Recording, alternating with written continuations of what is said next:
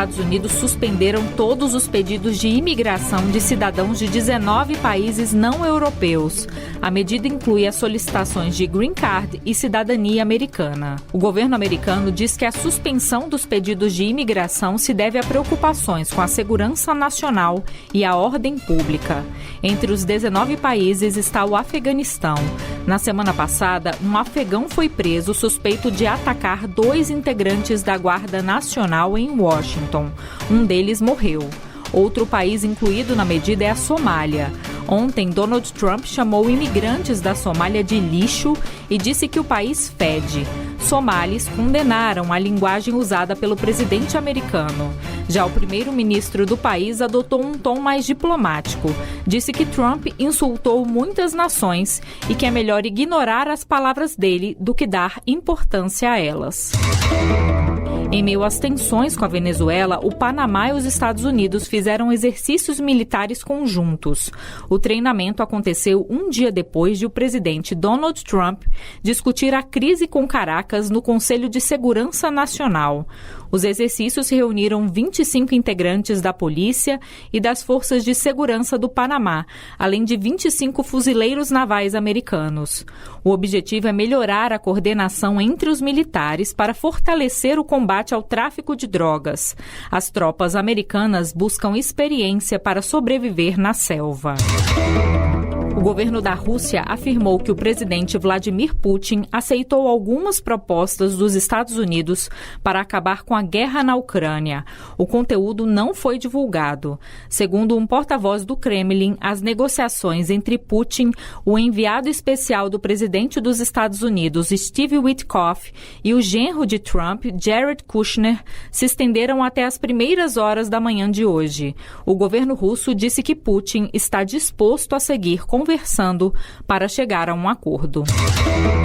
Os bombeiros de Hong Kong encerraram as buscas dentro dos 7 prédios que foram consumidos pelo fogo na semana passada. O número de mortos aumentou para 159 e 31 pessoas seguem desaparecidas.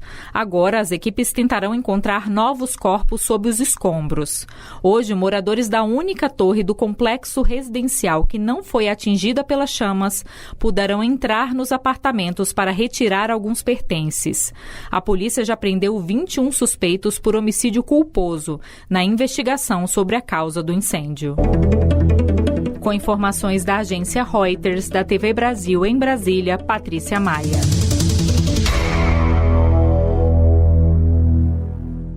O ministro Cássio Nunes Marques, do Supremo Tribunal Federal, suspendeu nesta quarta-feira todas as leis municipais que autorizam os serviços de loterias e apostas esportivas, as chamadas BETs. Além disso, o magistrado suspendeu as licitações em curso e a exploração dos serviços já licitados referentes a apostas em loterias municipais. De acordo com o relator da ação protocolada pelo Partido Solidariedade, a profusão de normas idênticas em municípios brasileiros afeta o ordenamento jurídico nacional. A decisão também intimou a Secretaria de Prêmios e Apostas do Ministério da Fazenda, a Anatel e a Associação Nacional de Jogos e Loterias para que adotem as providências e ações cabíveis. Nunes Marques encaminhou a decisão para ser referendada pelo plenário do STF em sessão virtual extraordinária a ser convocada pelo presidente da Corte. Da Rádio Nacional em Brasília, Daniela Longuinho. Uma ação conjunta entre autoridades do Brasil e da Argentina derrubou nos últimos dias ao menos 558 serviços de streaming pirata. Essas ações foram desdobramentos de investigações que nos últimos meses já tiraram do ar milhares de plataformas ilegais. Os serviços que caíram tinham mais de 6 milhões e 200 mil assinantes ativos, sendo 4 milhões e 600 mil deles no Brasil. Só aqui foram bloqueados 535 sites e um aplicativo de streaming pirata. Essas plataformas ilegais, vale lembrar, são acessadas principalmente por TV boxes irregulares, aparelhinhos que chegam aos milhões no país. Para se ter uma ideia, dados da Alianza, Associação de Empresas contra a Pirataria Audiovisual na América Latina, mostram que o Brasil foi o destino de pelo menos 1.700.000 aparelhos de TV boxes irregulares vindos da China apenas em 2023. Muita gente que assina esse tipo de serviço irregular tenta reclamar quando os serviços caem. No entanto, por se tratar de conteúdo ilegal, os órgãos de defesa do consumidor, como o Procon de São Paulo, lembram que não há nenhum tipo de direito garantido. Da Rádio 2, Milena Abreu. Você sabia que a internet aumentou o alcance das emissoras de rádio? Além de poder ouvir nossa rádio em sua casa, trabalho e no carro, através de seu smartphone, você pode nos ouvir também em qualquer cidade, estado ou país. Basta baixar e instalar o aplicativo Radiosnet em seu celular ou tablet. É de graça. O Radiosnet está disponível para Android e iOS no site radiosnet.com.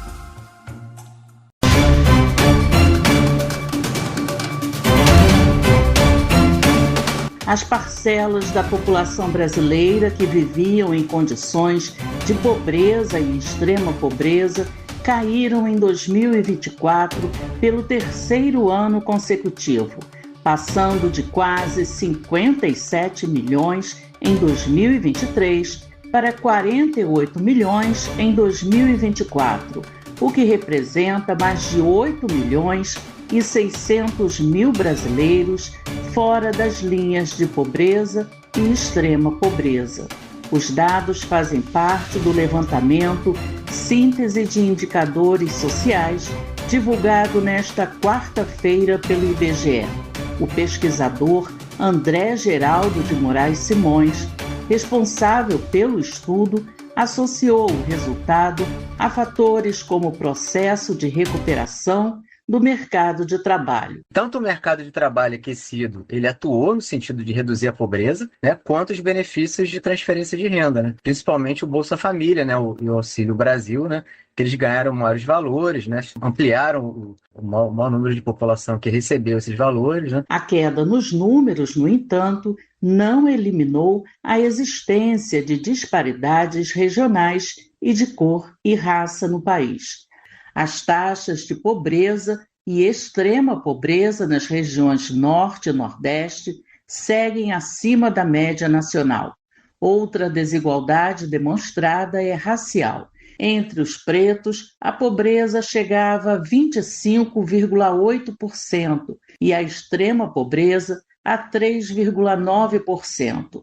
Na população parda, 29,8% eram pobres e 4,5% viviam em situação de extrema pobreza. Já entre os brancos, os índices foram menores, 15,1% eram pobres, enquanto 2,2% estavam na extrema pobreza.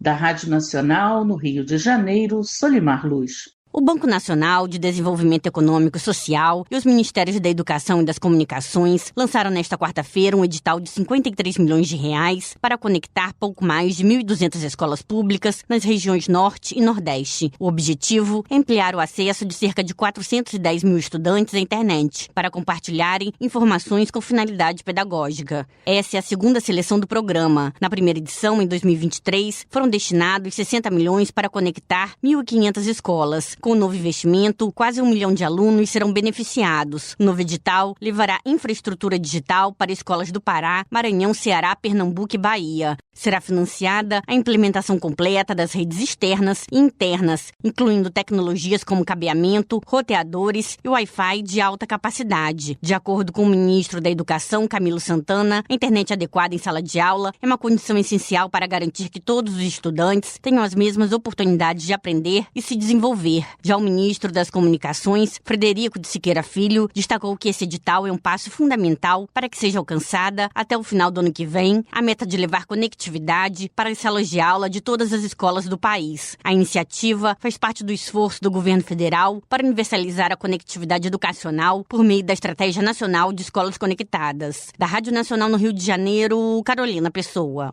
Um suspeito de fazer apologia ao nazismo e enviar ameaças a universidades federais foi alvo de uma operação da Polícia Federal nesta quinta-feira. Foram cumpridos 2 mandados de busca e apreensão em Belo Horizonte com apreensão de equipamentos eletrônicos. Ninguém foi preso, segundo a PF. A operação atendeu a uma ordem da Vara Federal Civil e Criminal de Barreiras, na Bahia.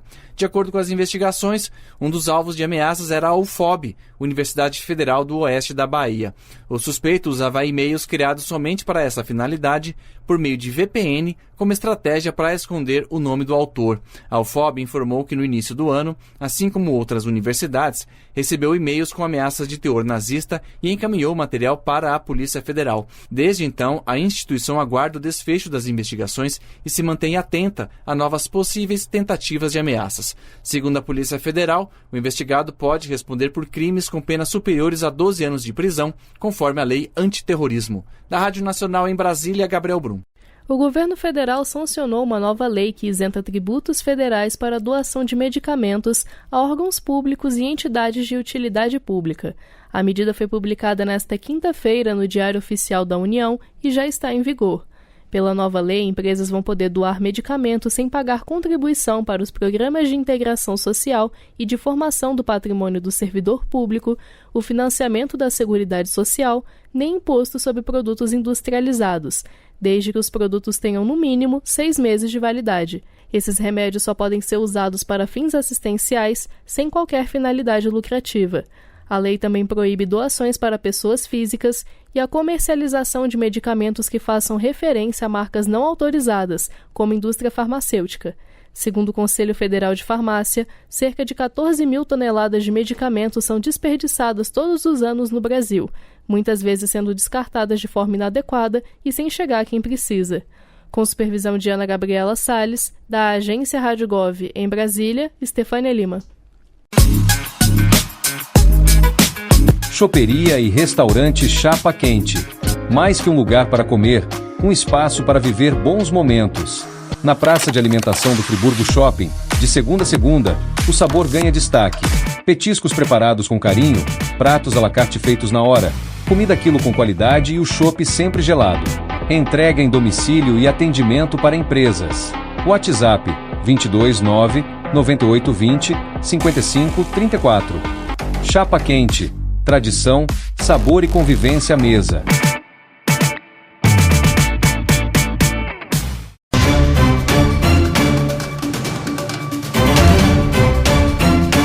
Aperfeiçoar o diagnóstico precoce e fornecer um tratamento adequado para a queda de cabelos em mulheres negras. Um estudo do Ambulatório de Alopécias do Hospital Universitário Antônio Pedro, da Universidade Federal Fluminense, procura justamente entender essas especificidades desse tipo de couro cabeludo. Desde 2015, a unidade atende semanalmente pacientes diagnosticados com alopécia. Mais de 80% dos pacientes são mulheres negras. A professora de dermatologia da UF e coordenadora do ambulatório, Maria Fernanda Gavazzoni, explica que a alopécia é uma doença caracterizada pela queda de cabelo e pelos, que pode ser classificada em 2 tipos. Existem mais de 50 tipos de alopécia. Elas são divididas em cicatriciais e não cicatriciais, ou seja, definitivas e não definitivas, mas é um mundo, é um universo. Então a gente não pode só falar a alopécia como se fosse uma coisa única. E é uma coisa muito extensa, é uma doença extensa, com desdobramentos, classificações, subtipos. Cada etnia tem talvez a sua predisposição, qualquer pessoa pode ter problemas capilares. E o problema capilar é muitas vezes inflamatório. Não existe uma causa específica para o surgimento da doença. Ela pode estar relacionada a fatores genéticos, a alterações do sistema imunológico, ao uso de quimioterapia no tratamento do câncer ou até mesmo a outras doenças, como lúpus e estresse. A escassez de literatura médica sobre o couro cabeludo negro, somada ao fato de a maioria da população atendida na unidade ser preta e parda motivou o ambulatório a se dedicar ao estudo das alopécias nessa população. A pesquisa foi dividida em 2 grupos, um formado por pacientes negras, sem queixas e sem sinais de alopécia, e outro por pacientes com alopécias. O objetivo é compreender melhor os critérios de normalidade dessa população e identificar os tipos mais comuns de alopécias, suas principais características e buscar formas de favorecer um diagnóstico precoce. Maria Fernanda Gavazzoni avalia que os hábitos de beleza das mulheres afrodescendentes influenciam na maior incidência de alopécia entre elas. As mulheres negras, por usarem penteados que tracionam as raízes e por terem as raízes assimétricas, com crescimento irregular, e os fios com alterações, com redução da gordura lubrificante, redução do conteúdo de água, e os cachos muito fechados, em ângulos muito fechados, essas pessoas têm muito mais tendência à quebra do cabelo. Da Rádio Nacional no Rio de Janeiro, Tatiana Alves. O ministro Gilmar Mendes, do Supremo Tribunal Federal, definiu que só o Procurador-Geral da República pode pedir o impeachment de ministros da Corte. O magistrado apresentou nesta quarta-feira uma decisão liminar que suspende vários artigos da Lei do Impeachment de 1950. A decisão, que ainda vai passar pelo plenário do Supremo, vem em resposta a 2 ações, uma do Partido Solidariedade e outra da Associação dos Magistrados Brasileiros. Um dos artigos invalidados permitia que qualquer pessoa poderia apresentar um pedido de impeachment. Segundo o ministro, a regra permitia a proliferação de denúncias motivadas por interesses político-partidários desprovidas do rigor técnico necessário. Gilmar Mendes afirma que essa atribuição exclusiva do PGR funciona como um filtro para garantir a seriedade na apresentação da denúncia.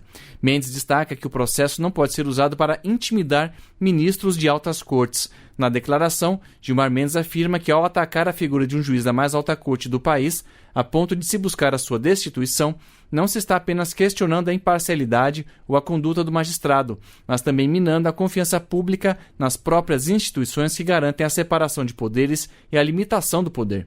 O ministro também decidiu que o quórum para aceitar um pedido de impeachment na Câmara dos Deputados deve ser de 2/3, assim como é o do presidente da República. A lei questionada prevê apenas maioria simples. Além disso, segundo Gilmar Mendes, o processo contra juízes não pode se basear apenas no mérito das decisões. Isso poderia criminalizar a interpretação jurídica, que é uma característica legítima da autonomia da justiça. Da Rádio Nacional em Brasília, Gabriel Brum. O Ministério Público Federal firmou um acordo civil com a médica Mariana Barbosa Lobo, acusada de fraudar o sistema de cotas raciais para ingressar na Unirio, a Universidade Federal do Estado do Rio de Janeiro. Pelo crime cometido, Mariana vai desembolsar R$ 720 mil como indenização à universidade, além de frequentar e concluir o curso de letramento racial da Unirio. O pagamento em 100 parcelas de R$ 7.200 a partir de janeiro do ano que vem será revertido ao financiamento de bolsas para estudantes que ingressaram regularmente pelo sistema de cotas. O caso aconteceu em 2018, quando Mariana, que é uma mulher branca, se autodeclarou negra para se beneficiar das cotas e ingressar no curso de medicina. À época, a autodeclaração era o único critério para se beneficiar do sistema. 3 anos depois, o caso ganhou fama e foi parar nos tribunais. Após determinação da Justiça, Mariana conseguiu se manter na universidade até concluir a sua formação em fevereiro do ano passado. Toda a polêmica do caso fez a faculdade criar, em 2021, uma banca de heteroidentificação que avalia critérios para a adesão de novos estudantes às cotas raciais. Segundo o MPF, foram iniciadas tratativas com outros 14 possíveis fraudadores do sistema de cotas. Mas, até o momento, apenas um acordo foi firmado. Sob supervisão de Vitória Elizabeth, da Rádio Nacional no Rio de Janeiro, João Barbosa. Reúna os amigos e a família e vá ao Bona Pizza. O funcionamento é de segunda a segunda até às 10 da noite. Localizado na praça de alimentação do Friburgo Shopping, o Bona Pizza oferece pizzas doces e salgadas, lanches rápidos, sucos e refrigerantes. Bona Pizza do Shopping da Praça. Telefone com WhatsApp 2523 3025. 2523 3025.